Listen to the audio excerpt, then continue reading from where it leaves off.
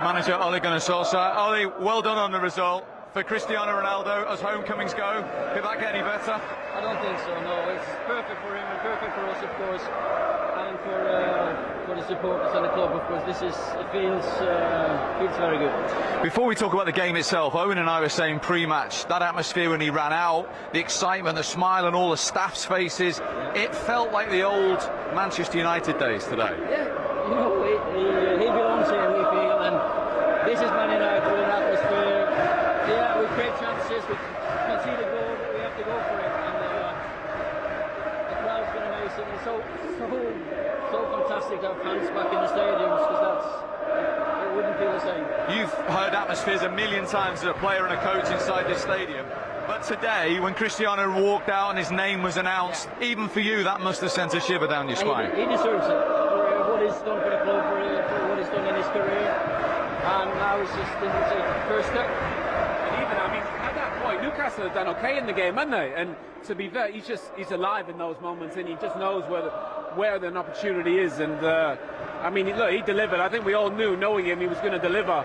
But he just senses the big moments in these occasions, doesn't he, Ole? Exactly. That's what he does. You know, he has that knack of, I need to come alive. Yeah. He plays. He's developed as a player. He's more active, actually, more involved in the link-up than he used to. What I noticed was, of all the attackers on the pitch, I don't think he turned the ball over once. He used the ball so well. Oh, what? The manager knows. He had his hand up as well. Did he really? Yeah.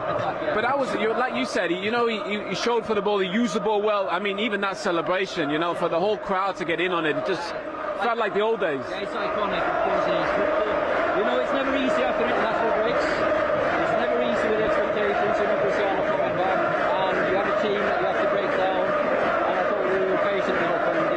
What kind of effect has he had on all the other, even the senior players arriving this week? Of course, he's done it all. He's professional. I don't think anyone realises how much he has sacrificed to become the athlete he is. Yeah. So he's someone to learn from.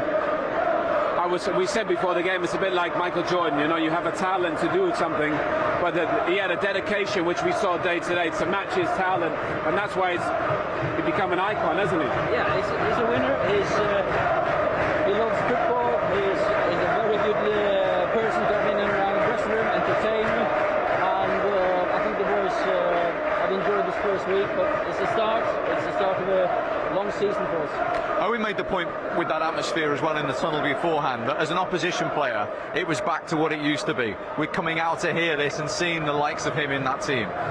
And that's something we have to do better, and it will happen. Last year we lost too many home games, maybe because of the pandemic and no crowds, but we did really well away from home. So if you can make this a fortress again, of course it's going to bring us many points. Well, we had that chat with Brucey before the game when he came out of the tunnel. We said, obviously it could be tough, but people used to come to Old Trafford fearful of what could happen, how many goals they could concede. Feels like now that could happen again this season with the firepower there. Yeah, we know we've got goals. It's now about finding the balance.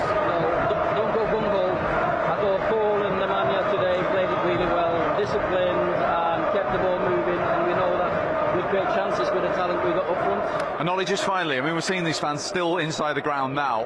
As Manchester United manager going home today, what does it feel like to have put smiles on their faces? Everybody this week connected with the club. They all had a spring in their step today. You know the club, and this is what it's about for every supporter of ours, coming here, enjoying themselves and dreaming again. Well done today. Thanks very much indeed for joining us. Thanks. Is that all in all the perfect afternoon for United then, Paul? Yeah, probably. Look, I think they will play better. Newcastle were a little bit unfortunate, some good performances from them, but yeah, all the euphoria going around today as well, all the emotion. It was a very emotional afternoon, just to get that out of the way, really get the first performance out of the way, get Cristiano his first 2 goals of many, I hope. Yeah, really good performance, good win. And again, they need to keep that going and need to maintain that if they're going to get anywhere near winning the league. How do you now reflect on Ronaldo's second debut? Brilliant. What else can you say? As we said, he's a centre forward now. He's not going to be that tricky wide player, as we said. 2 really good goal scorers' goals, especially the first one. Very much a poacher's goal, something in the line of a a Cavani, a number 9 would really get.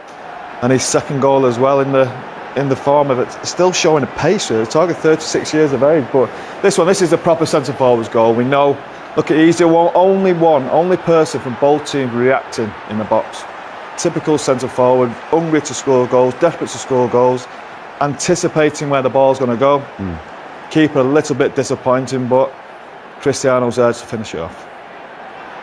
Tim? Right place, right time. Big game player. They need something. Someone needs to do something. It doesn't have to be spectacular. Aguero done it for Man City for many, many years. On the right place, right time, scores the goal. Opposition then have to open up. And they played well in the second half. Newcastle at the start, they really were encouraging. Look at the run from Sancho here on the left-hand side. He attracts Manquillo, and he's still got the pace there. He runs past Hayden, and the ball is not great from Luke Shaw. He has to drag it into his path, but he does it instinctively, Scholesy. I mean, look at the run there on the outside. See, he attracts it, opens up the space, and he gets his head down. He knows it's coming. Drag. That drag there and finished. Goalkeeper has to do better, but wonderful. So that first touch makes the goal, and it drags it perfectly into his path. Yeah, keeper again.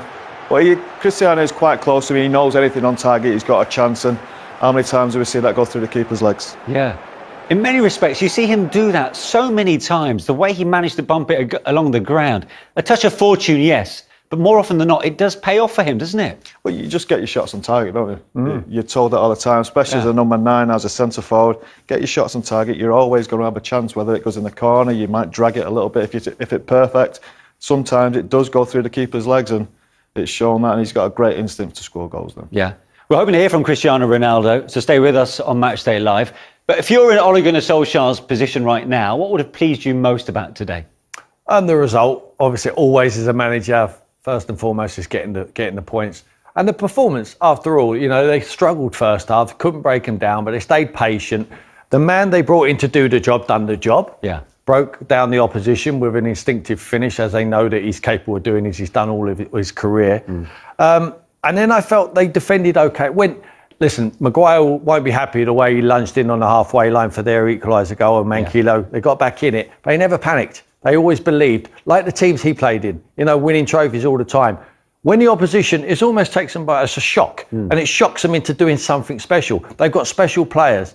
And Fernandes just produces that little bit of magic with that finish. And then Jesse Lingard, we know what Jesse's like. We've seen him play international football. Played brilliant last year for West Ham. He's a goal-scoring midfielder. He needs an opportunity on the pitch. I think another pleasing thing for Ole is give minutes to other players. Even Van der Beek comes on and plays some minutes. He needs to start making this whole squad feel like they're part of it. They've got a lot of games coming up. Champions League, the cup competitions are going to start. Loads of competition.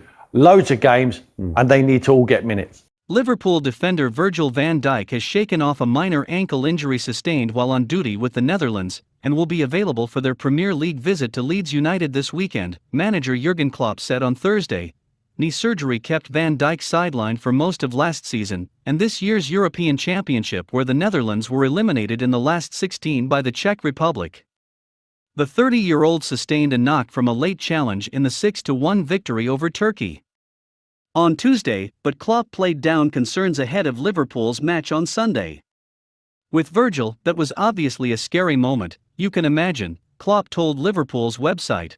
Klopp said he asked Van Dijk to send a video of himself not limping, but added that the defender had assured him he was 200% fit. He called me from the team bus and said, "Boss, I'm fine." I said, "Why are you limping then?" He said, "My wife asked the same." So, yeah, that was a bit of a tricky moment, but apart from that, all fine. Klopp, whose side have won 2 of their opening 3 league matches, said Guinean midfielder Naby Keita was also fine after returning from the West African country where President Alpha Condé was overthrown in a military coup. Yesterday he was not here at the training centre, but he was in Liverpool again, Klopp said. "I will have a chat with him today, but from what I know from all the calls and talks we had, he's fine."